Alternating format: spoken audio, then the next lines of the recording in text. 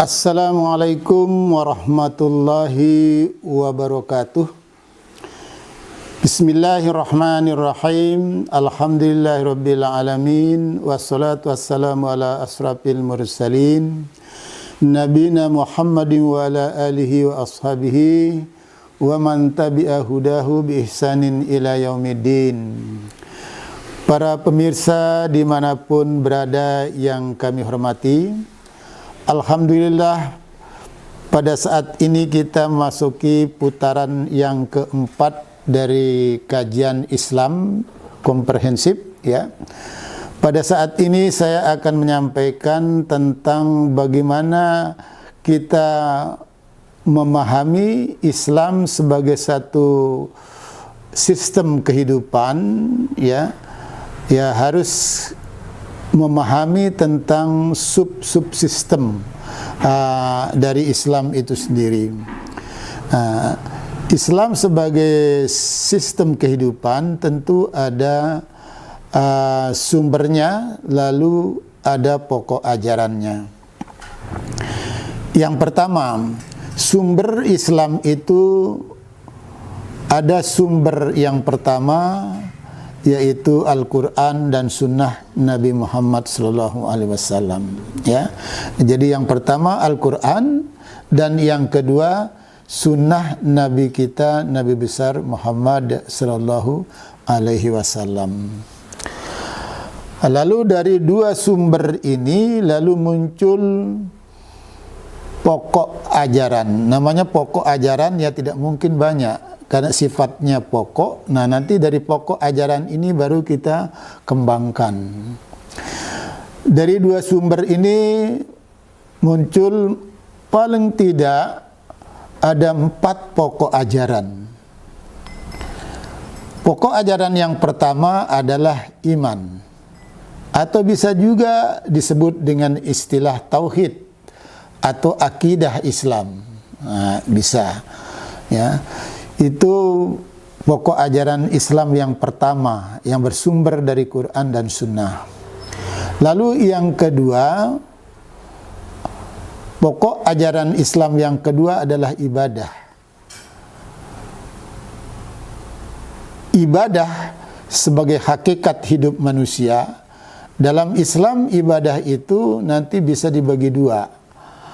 Ada ibadah mahdoh, ada ibadah gairu mahdoh. Ini ada pembahasan tersendiri.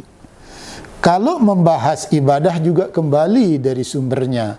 Sebagai dasar pembahasannya adalah Quran dan Sunnah Nabi. Lalu selanjutnya adalah akhlak. Nah, pokok ajaran Islam yang ketiga adalah akhlak.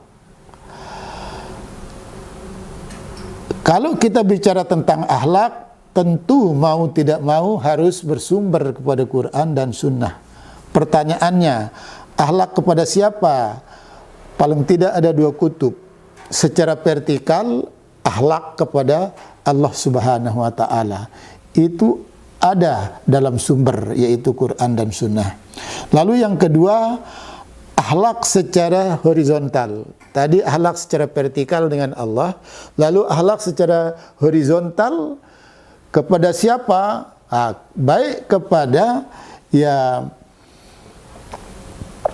ayat-ayat kauniyah ya, seperti alam semesta ini ya, lingkungan kita, akhlak kepada alam nabati, akhlak kepada alam hewani ya, lalu akhlak kepada sesama manusia, lalu lebih mengerucut lagi nanti akhlak kepada keluarga. Ini sangat panjang bahasannya. Nah, ini pokok ajaran Islam yang ketiga. Lalu selanjutnya pokok ajaran Islam yang keempat. Pokok ajaran yang keempat ini adalah muamalah. Pertanyaannya ya, komponen apa saja yang masuk dalam muamalah? Nah, ini luas ya. Pertama ya, pendidikan, sosial, budaya, politik ya, ekonomi ya, and so on. Persoalan-persoalan yang bersifat keduniaan ya, Ini yang dibahas oleh dalam konteks pokok ajaran Islam yang bersifat muamalah. Nah, dari 4 pokok ajaran ini ya bisa dibagi secara garis besarnya terbagi 2. Kenapa harus dibagi? Karena punya sifat tersendiri. Pokok ajaran yang pertama ya iman atau akidah, katakan begitu. Yang kedua ibadah. Yang ketiga muamalah. Ini bersifat sawabit, bersifat tetap. Tidak akan pernah berubah sampai kapanpun. Nah, lalu yang kedua ya muamalah. Nah, ini kita bagi 2. Muamalah ini bersifat dinamis. Gitu. Ya. Yang saya kemukakan tadi, pendidikan, sosial, budaya, politik, dan lain-lain, ini bersifat dinamis. Antara yang sawabit dan tetap dengan yang bersifat dinamis tidak bisa dipisahkan, karena ini merupakan satu kesatuan. Demikian gambarannya, ya skema pemahaman Islam.